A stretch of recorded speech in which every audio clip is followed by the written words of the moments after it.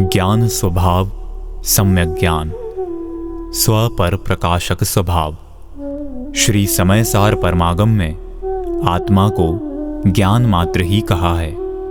लोक में भी किसी एक ऐसी विशेषता की अपेक्षा किसी व्यक्ति को संबोधित करने की पद्धति है कि जो उसका संपूर्ण प्रतिनिधित्व कर सके। जैसे किसी व्यक्ति को न्यायाधीश के नाम से संबोधित करते हैं। न्यायाधीशत्व उसकी एक ऐसी विशेषता है जिससे वह सब मनुष्यों से भिन्न पहचाना जाता है। यद्यपि उसमें अन्य सामान्य मनुष्यों जैसी तथा व्यक्तिगत अपनी अनेक विशेषताएं भी हैं। वह केवल न्यायाधीश ही नहीं है, किंतु न्यायाधीश संज्ञा में उसका संपूर्ण सामान्य विशेष व्यक्तित्व गर्भित हो जाता है।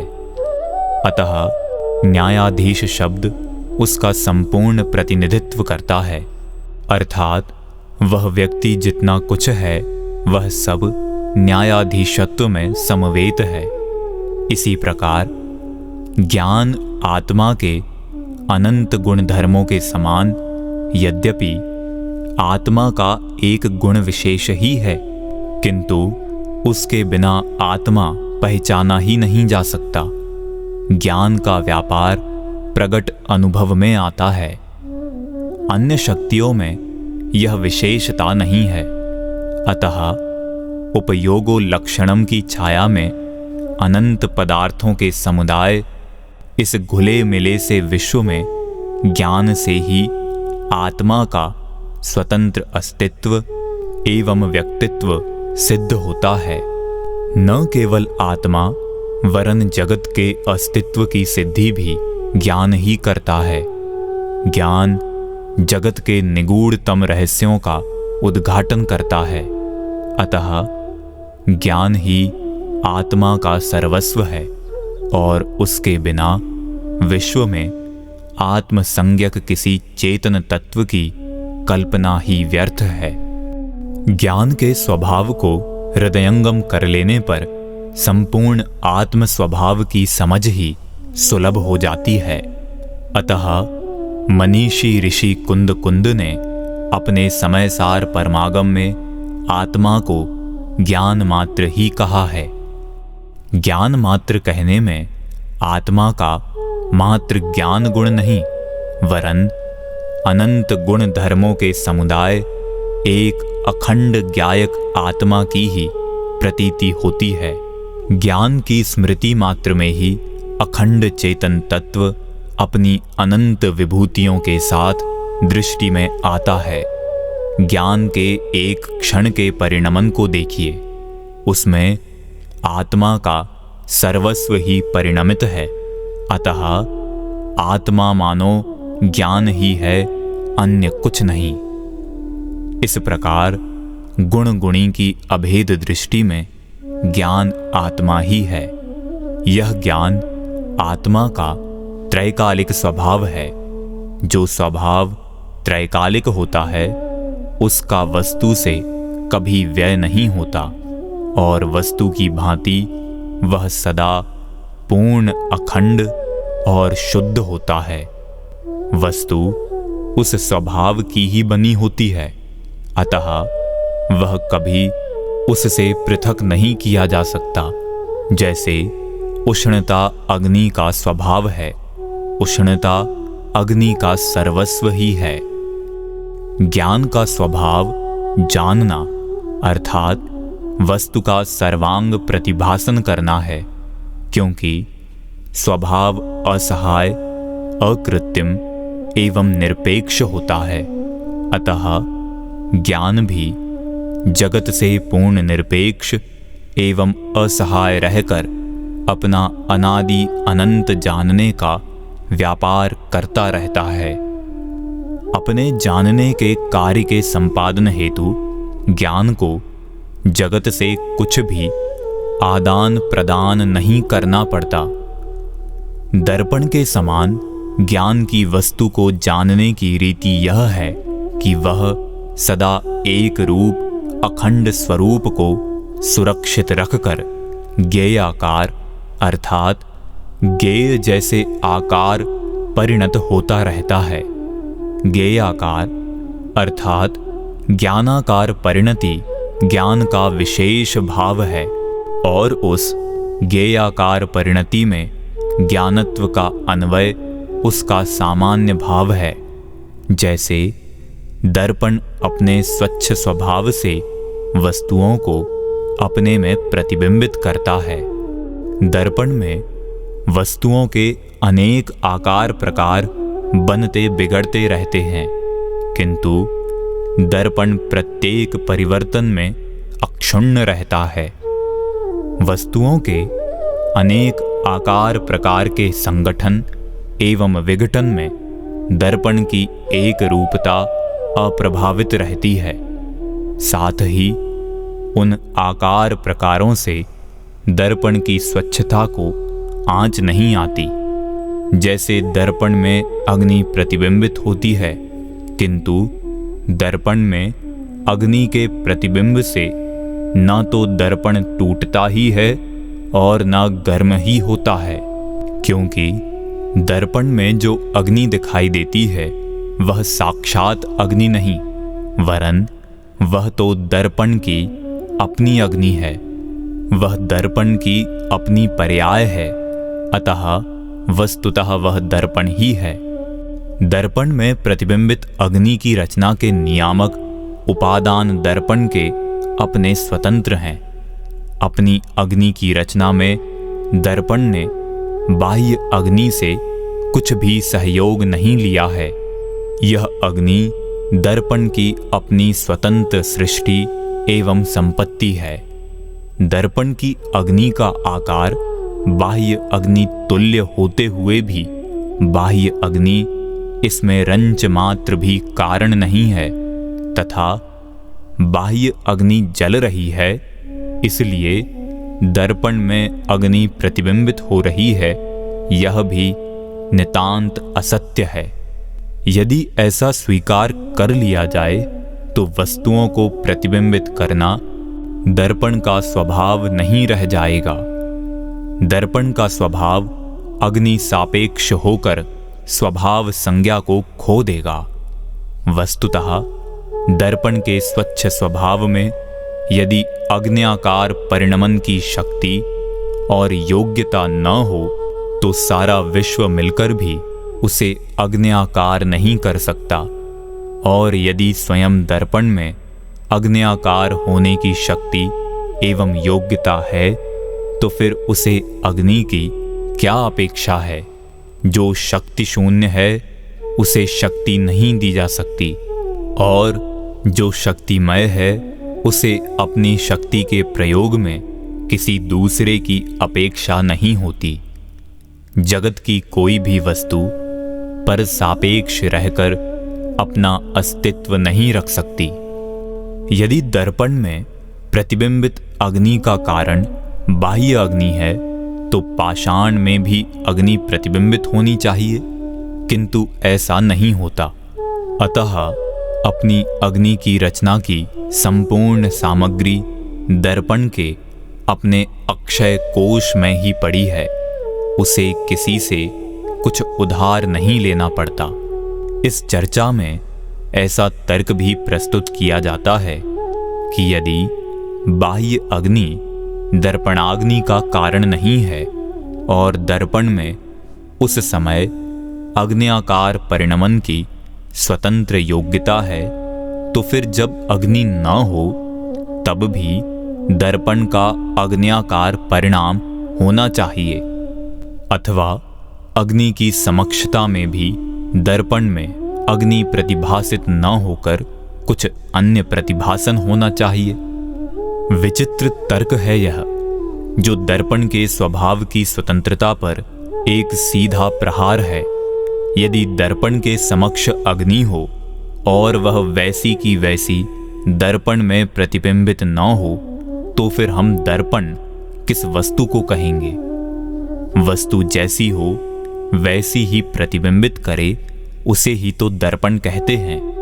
पुनः यदि अग्नि के अभाव में भी दर्पण में अग्नि प्रतिबिंबित हो अथवा अग्नि की समक्षता में दर्पण में अग्नि के स्थान पर घट प्रतिबिंबित हो तो दर्पण की प्रामाणिकता ही क्या कहलाएगी।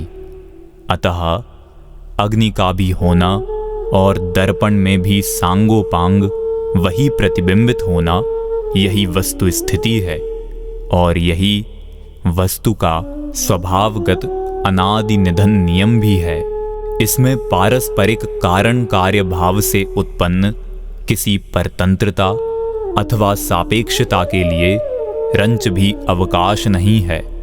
इस प्रकार दर्पण और उसका अग्न्याकार अग्नि से सर्वथा पृथक तथा निर्लिप्त ही रह जाता है।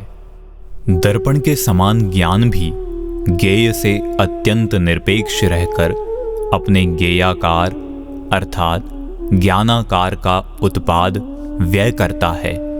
ज्ञान में ज्ञेय या ज्ञेयाकार के इस अभाव को ज्ञान का अतत स्वभाव कहते हैं और अनेक ज्ञेयों के आकार परिणमित होकर भी प्रत्येक ज्ञेयाकार अर्थात ज्ञानाकार में ज्ञानत्व की धारावाहिकता कभी भंग नहीं होती। अर्थात ज्ञान के प्रत्येक ज्ञेयाकार अर्थात ज्ञानाकार में ज्ञान सामान्य का अन्वय अखंड तथा अपरिवर्तित है। ज्ञान के प्रत्येक ज्ञेयाकार में ज्ञान ही प्रतिध्वनित होता है। इसे आगम में ज्ञान का तत्स्वभाव कहा है। अपने में अनंत लोकालोक रूप चित्र विचित्र ज्ञेयाकार नियत समय में उत्पादन करने में ज्ञान अत्यंत स्वतंत्र है। इसमें उसे लोकालोक की कोई अपेक्षा नहीं है। न उसे लोक से कुछ लेना पड़ता है और न कुछ देना पड़ता है। ज्ञान में जो लोकालोक प्रतिबिंबित होता है, ज्ञान के उस ज्ञेय जैसे आकार की रचना ज्ञान की उपादान सामग्री से होती है। लोकालोक रूप निमित्त की उसमें रंच भी कारणता नहीं है। अतः ज्ञान लोकालोक को जानता है, यह कथन व्यवहार ही है। वास्तव में ज्ञान ज्ञेयोन्मुख न होकर स्वतंत्र रूप से अपने ज्ञेयाकारों को ही जानता है। जैसे हम किसी अट्टालिका की कल्पना करते हैं। अट्टालिका तो पाषाण की बनी होती है, किंतु हमारी कल्पना की अट्टालिका तो हमारी कल्पना से बनी है, पाषाण से नहीं। इसी प्रकार ज्ञान के ज्ञेयाकार सब ज्ञान की ही सृष्टि हैं और वे ज्ञेय से अत्यंत भिन्न ही रहते हैं तथा जगत में ज्ञेय हैं, इसलिए ज्ञान में प्रतिबिंबित होते हैं। यह तर्क ही भ्रम मूलक है, जो ज्ञान की अप्रतिहत शक्ति की अवहेलना करके ज्ञान के क्लैव्य की घोषणा करता है। ज्ञेय जैसा आकार ज्ञान में जानने का यह अर्थ तो कदापि नहीं हो सकता कि ज्ञान का वह कार्य ज्ञेय की कृपा से निष्पन्न हुआ है। यह तो ज्ञान की स्वच्छता तथा प्रामाणिकता का ही प्रतीक है। जगत में सदृश कार्य तो अनेक होते हैं, किंतु किसी की कृपा की उनमें कोई अपेक्षा नहीं होती। जैसे हमारे पड़ोसी के घर भात बनाया जाए और हमारे यहाँ भात बनाया जाए, तो हमने पड़ोसी का अनुकरण करके अथवा पड़ोसी से कुछ लेकर तो अपना भात नहीं बनाया। हमारा भात स्वतंत्र रूप से अपने नियत समय में हमारी संपत्ति से बना है और इसी प्रकार पड़ोसी का भी। दोनों में कोई संबंध ही नहीं बनता। हाँ, सादृश्य तो दोनों में है, किंतु संबंध कुछ भी नहीं है।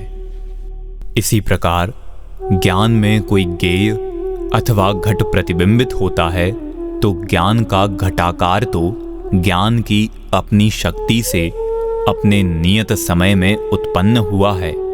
मिट्टी के घट के कारण नहीं, क्योंकि मिट्टी का घट तो पहले भी विद्यमान था, किंतु ज्ञान का घट पहले नहीं था। ज्ञान ने अपने क्रमबद्ध प्रवाह में अपना घट अब बनाया है, और इस घटाकार की रचना में ज्ञान ने मृण्मय घट का अनुकरण नहीं किया है, वरन ज्ञान का घटाकार मृण्मय घटाकार से नितांत पृथक, ज्ञान का अपने समय का स्वतंत्र निरपेक्ष उत्पादन है। ज्ञान में घटाकार की रचना ज्ञान के अनादि अनंत प्रवाह क्रम में नियत क्षण में ही हुई है। इसके एक क्षण भी आगे पीछे की कल्पना एकांत मिथ्या है। ज्ञान के सामने घड़ा है, अतएव घट ही प्रतिबिंबित हुआ। यह बात तर्क और सिद्धांत की कसौटी पर भी सिद्ध नहीं होती।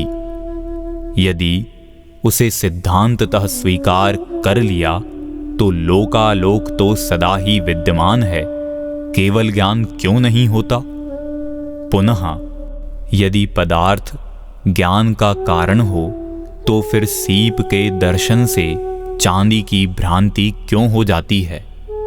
अथवा वस्तु के न होते हुए भी केश मशकादि का ज्ञान कैसे उत्पन्न हो जाता है?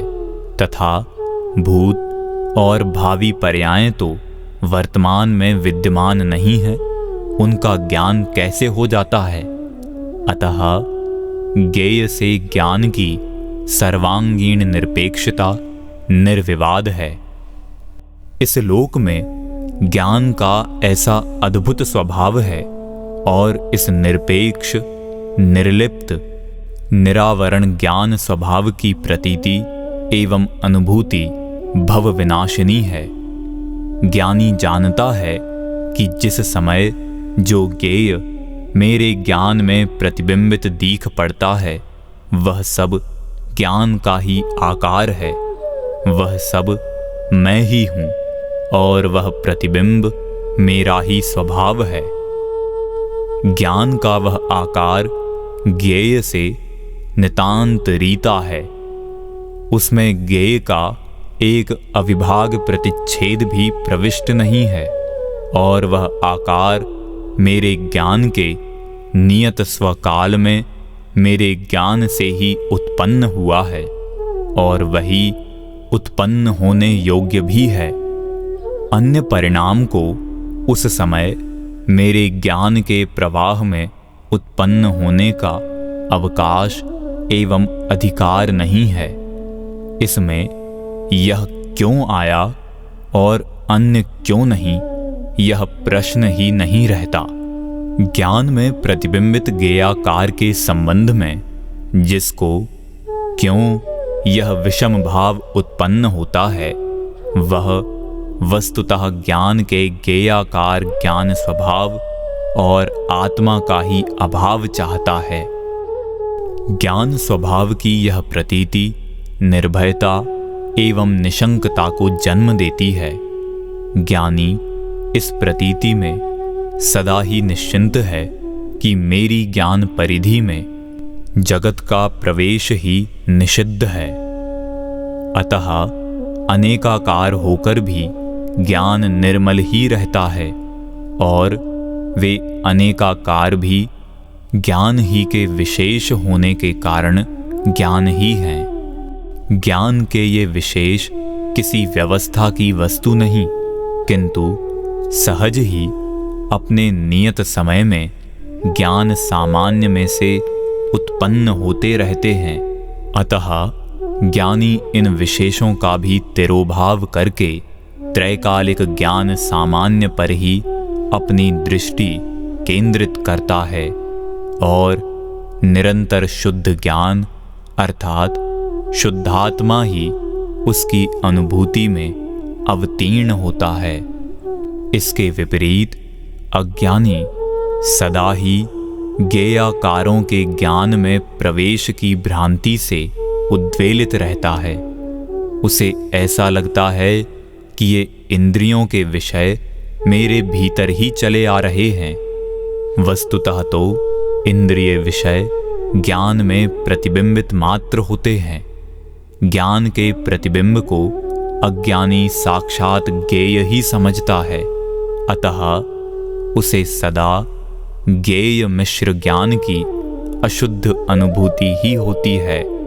श्री समयसार परमागम की 15वीं गाथा की टीका में आचार्य श्री अमृत चंद्र इसका अत्यंत मार्मिक चित्रांकन करते हैं। अनेक प्रकार के ज्ञेय के आकारों के साथ मिश्र रूपता से उत्पन्न सामान्य के तिरोभाव और विशेष के आविर्भाव से अनुभव में आने वाला अर्थात विशेष भाव रूप, भेद रूप, अनेकाकार रूप ज्ञान वह अज्ञानी ज्ञेय लुब्ध जीवों के स्वाद में आता है, किंतु अन्य ज्ञेयाकार की संयोग रहितता से उत्पन्न सामान्य के आविर्भाव और विशेष के तिरोभाव से अनुभव में आने वाला एकाकार अभेद रूप ज्ञान स्वाद में नहीं आता। और परमार्थ से विचार किया जावे तो जो ज्ञान विशेष के आविर्भाव से अनुभव में आता है, वही ज्ञान सामान्य के आविर्भाव से अनुभव में आता है। अलुब्ध ज्ञानियों को तो जैसे सेंधव की डली अन्य द्रव्य के संयोग का व्यवच्छेद करके केवल सेंधव का ही अनुभव किए जाने पर सर्वतः एक क्षार रसत्व के कारण क्षार रूप से स्वाद में आती है, उसी प्रकार आत्मा भी परद्रव्य के संयोग का व्यवच्छेद करके केवल आत्मा का अनुभव किया जाने पर सर्वतः एक विज्ञान घनता के कारण ज्ञान रूप से स्वाद में आता है। वस्तुतः ज्ञान सामान्य की विस्मृति कर देने पर ज्ञान के अनेकाकार की सृष्टि न बनकर ज्ञेय की सृष्टि बन जाती है और शाक तथा लवण के मिश्रण की भांति अज्ञानी को सदा ही यह देह मैं ही हूँ, यह ज्वर मुझे ही है, ऐसा मिश्र स्वाद आता है। किंतु ज्ञानी को तो सदा ही ज्ञान सामान्य की ही स्मृति है। मेरा ज्ञान ज्वर तथा देहाकार परिणत होने पर भी मैं देह तथा ज्वर से भिन्न ज्ञान ही हूँ। ज्ञान को देह नहीं और ज्ञान को कभी ज्वर चढ़ता ही नहीं, अतः ज्ञान के ज्वराकार और देहाकार परिणाम भी ज्ञानी को दृष्टव्य नहीं। इसमें यह तर्क भी अपेक्षित नहीं कि यदि निरंतर ज्ञान सामान्य की ही दृष्टि रहे तो फिर ज्ञान के विशेषों का क्या होगा। वस्तुतः ज्ञान तो सहज ही ज्ञेय निरपेक्ष रहकर अनेकाकार परिणत होता रहता है। किसी प्रबंध के बिना ही वे अनेकाकार ज्ञान में होते रहते हैं। जैसे हमारे घर में झूलते हुए दर्पण में पड़ोस के मकान, मनुष्य आदि सहज मौन भाव से प्रतिबिंबित होते रहते हैं। हम उनकी व्यवस्था नहीं करते और दर्पण के वे खंड भाव अर्थात प्रतिबिंब हमारे प्रयोजन की वस्तु भी नहीं होते। यद्यपि वे हमारे जानने में अवश्य आते हैं, किंतु हमारी अविरल दृष्टि तो अपने अखंड दर्पण पर ही केंद्रित रहती है।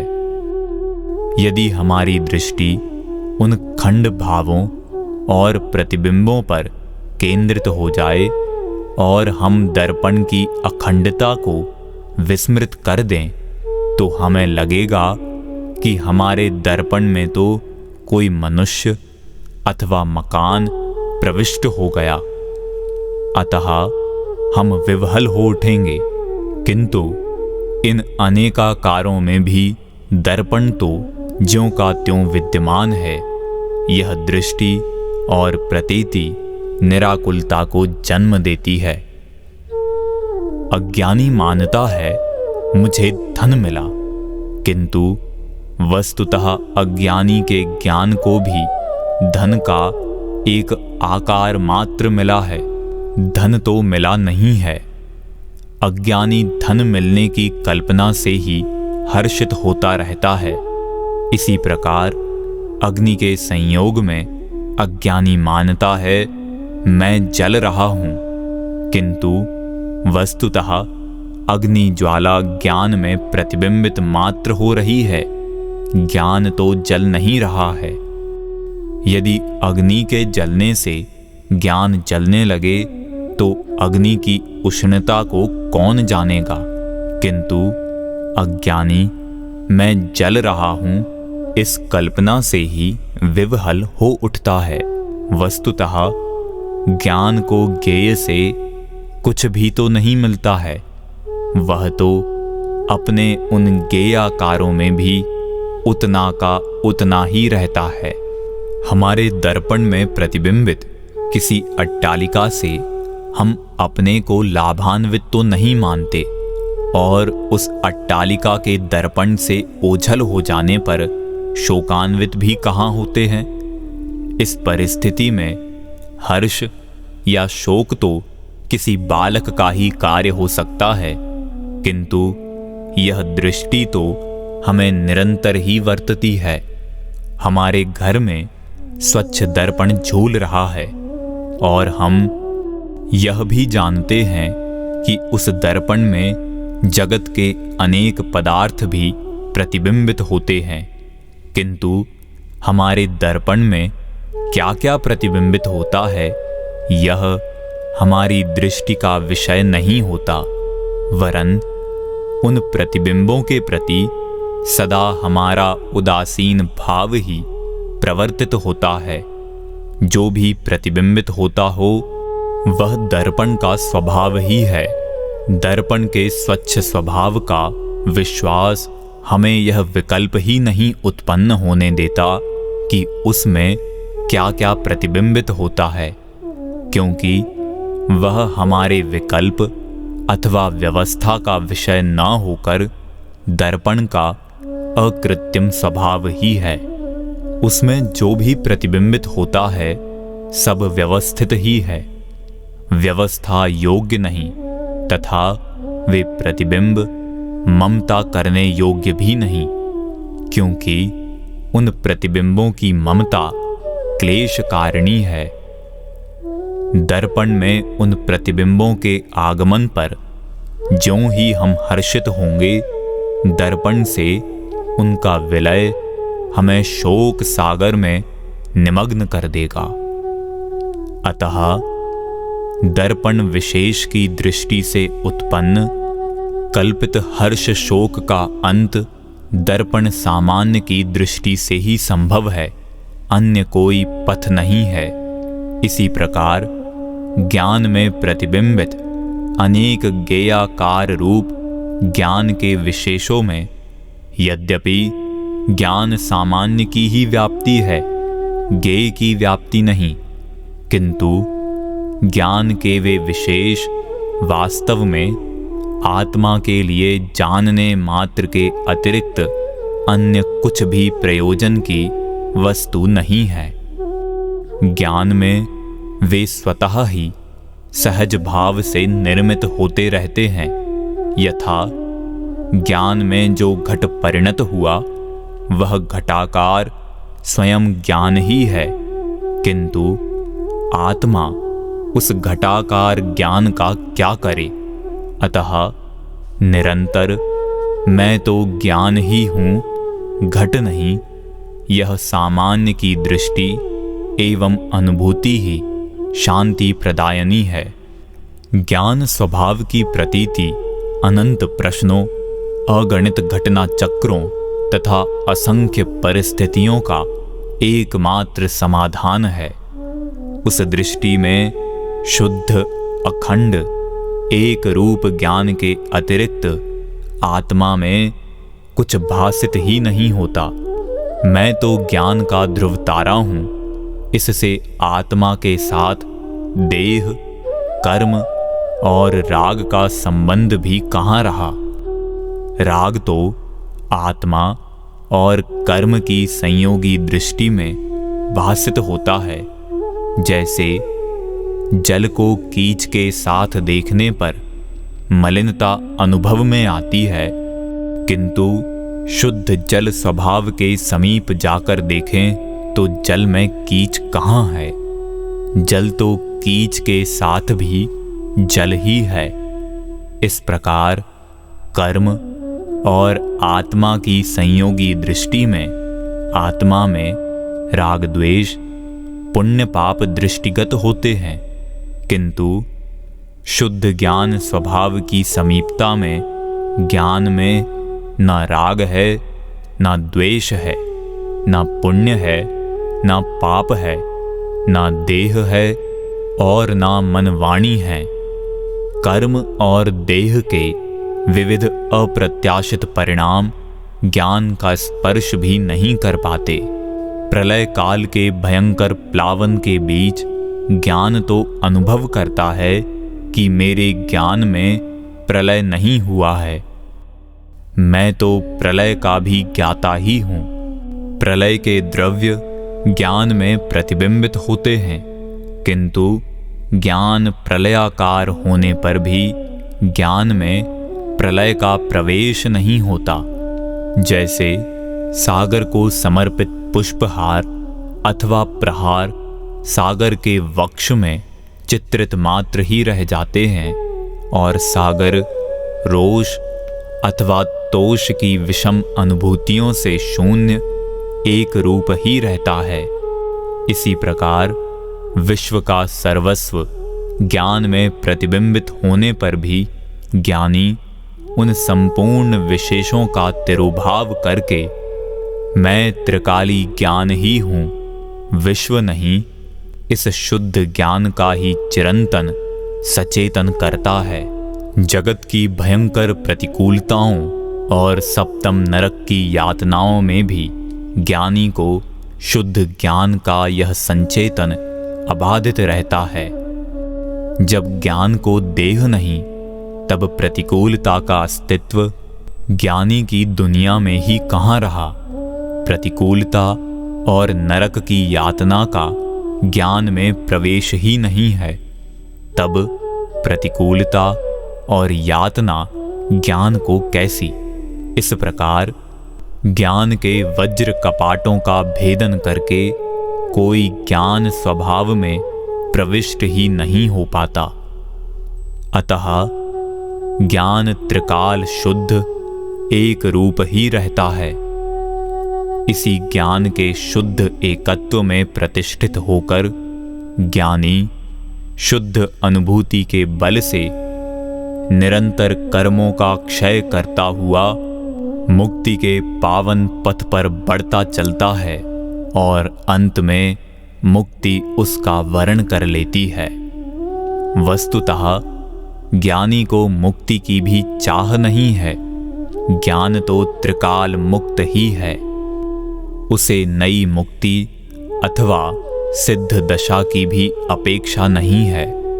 ज्ञान तो जगत के द्रव्य, क्षेत्र, काल, भाव से सदा ही मुक्त पड़ा है। ज्ञान तो नरक में भी मुक्त ही है। वह सदा ज्ञायक ही तो है। इसके अतिरिक्त अन्य कुछ भी कल्पना उसके प्रति व्यर्थ है। उसे आश्रव और बंध भी नहीं है। फलतः संवर, निर्जरा और मोक्ष भी उसे नहीं है, क्योंकि जो पहले बंधा हो उसी के तो छूटने का प्रसंग बन सकता है। जो कभी बंधा ही नहीं, उसकी मुक्ति की वार्ता ही व्यर्थ है। लोक की हर परिस्थिति में मैं तो ज्ञान ही हूँ, यह दृष्टि तथा ज्ञान का यह शुद्ध संचेतन भव के कपाटों का भेदन करके मुक्ति के पावन द्वार का उद्घाटन करता है।